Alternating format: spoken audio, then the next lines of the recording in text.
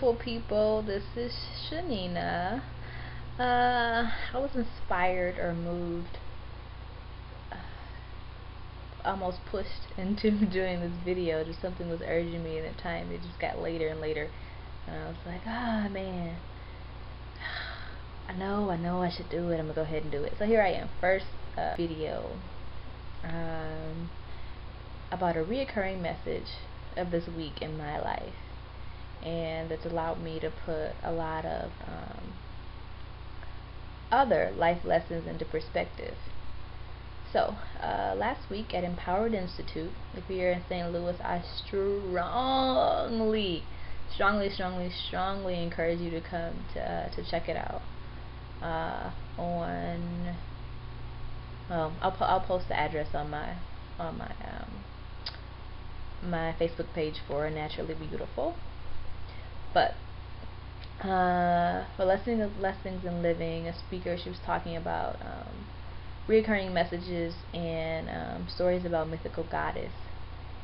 And she talked about how it was important for those mythical goddess to go into some sort of a hiatus in order to reach their full potential. And it really made me think about my current situation. And it was like, oh man, I'm in a hiatus right now, and I can feel the strength building. I can, my personal health and my and just everything, like holistically, I feel like I'm improving as a person because of this hiatus. So a little bit more about my hiatus. So I graduated from the University of Chicago. Got my little hoodie on right now. Backtrack, I went to Alabama State. Big up for the HBCUs, but I graduated from Alabama State, went straight to grad school, and I was like, I can't even call it borderline depressed. I think I could actually call it depressed when I graduated from the University of Chicago, because I'm super into healing the social ills of this country and abroad, and I was just, the lessons that I was getting was like, it's too big, it's impossible, you can't do it, you can't beat it, join it. And it was like, I'm not going to join it. So what does that mean for me? Poverty, depression, stress, like what does that mean? That I'm just making a conscious decision to say no, I'm not going to join it.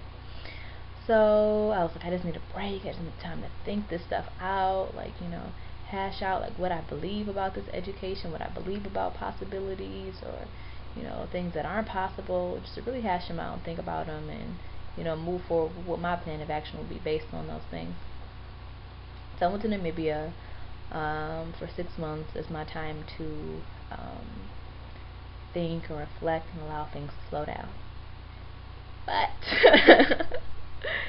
I don't know how I thought I was going to have time to think and take a break and have things slow down with a full-time job as a teacher, which most teachers know is more than a full-time job when you consider paper grading and after school and everything else you decide to do.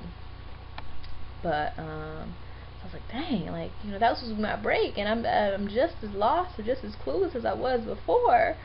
I still didn't have time to sit and think, and the time I did have, like, I didn't use it wisely. So, how am I going to get what I need? Physically, how am I going to feed myself, emotionally and spiritually, so that I can move on in the most productive way? So I got to, I left Namibia, came back to the United States, and I just kept putting it in the air, I do not want a job. I don't want a job. Like, I don't want anybody telling me, you come in this time, you leave this time. Even when you leave this time, if this project isn't finished, you need to take it home because this is the due date, and that's it. I don't care about your personal problems. I don't care about your physical, mental, emotional. I don't care anything about your health. What I care about is this work being complete. So I was like, I don't want that. Not interested. Not at all. So I just kept putting it out in the air. Meanwhile, though, I was applying for jobs, and I'm like wondering, I'm like, okay, I'm applying for these positions. I have these internships. It's some pretty good places, some experiences, and a variety of different different lanes, uh, different, all dealing with like social services, but just an array of experiences. I have this I have 2 degrees, and I have international experiences, and I'm not being called back. Like, what's going on with that? Like, that's crazy, you know. And then I started reading Think and Grow Rich, A Black Choice, and it was talking about how, like, you call things into the universe. You call things into existence with with your thoughts, and what you communicate with your mouth. And I'm like, all this time I'm saying, I don't want a job, I don't want a job, I don't want a job. And you know what the universe gave me? No job. I was saying I want time to slow down and think. And here I am, I'm asking for something that I already have. I'm saying, just I need things to slow down, I need things to calm down, I just need time to think. And here I am, the universe is giving that to me, and I'm focused on finding a job. It's the exact thing that I don't want.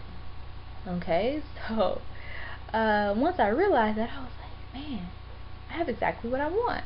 Let me use it. Let me stop applying for jobs, and let me take this time, because I was applying for some things that I just knew good and well I had no interest in. And when I got to this place, when I realized that, what, this is good for me. I don't need a job. I don't have to do that. I got to that place, and then I got called in for an interview, and I was offered the position, and I turned it down. Nothing else lined up. Nothing. It was just off of the basic premise that I asked for this. I haven't taken advantage of it just yet, so I'm gonna ride it out until I get what I need.